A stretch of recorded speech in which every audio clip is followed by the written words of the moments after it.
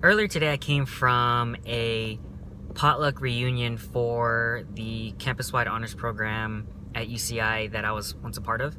It was an alumni barbecue summer reunion get-together, and a lot of times we'll talk about what value does the CHP Campuswide Honors Program bring to incoming students. Like, what's the selling point for people, because there are requirements and all this stuff, and there are some benefits and whatnot in the community.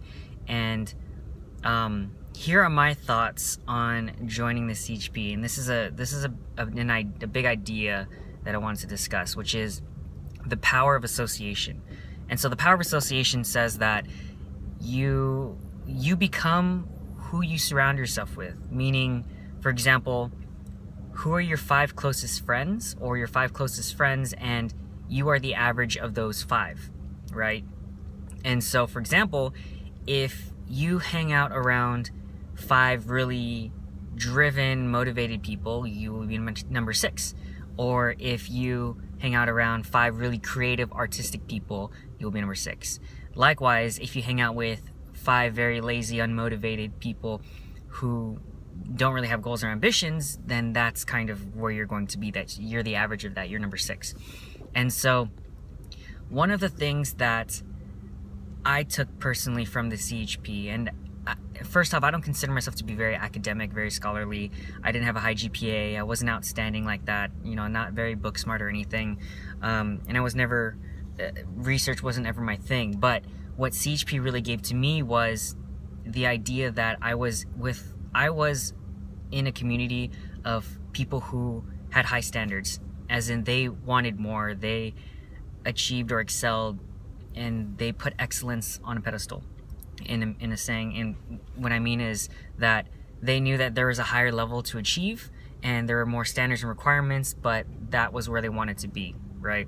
And just knowing that I was a part of that organization, it put me in this state of mind, or a mindset that, hey, I'm a part of the cream of the crop. I'm a part of a group or an organization, a program that pushes students to excel and achieve more, and that their peers also have high academic standards and want to achieve a lot.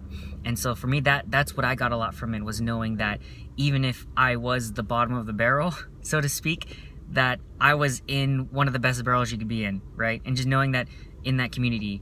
So shout out to the staff, my fellow classmates and alumni, and even current students, that you guys hold yourself to a higher standard. And so the idea that I want you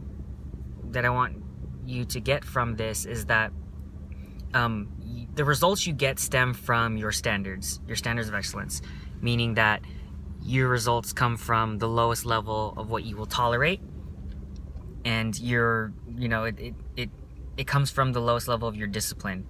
And so if you elevate your standards, if you elevate who you surround yourself around, then that's going to give you better results.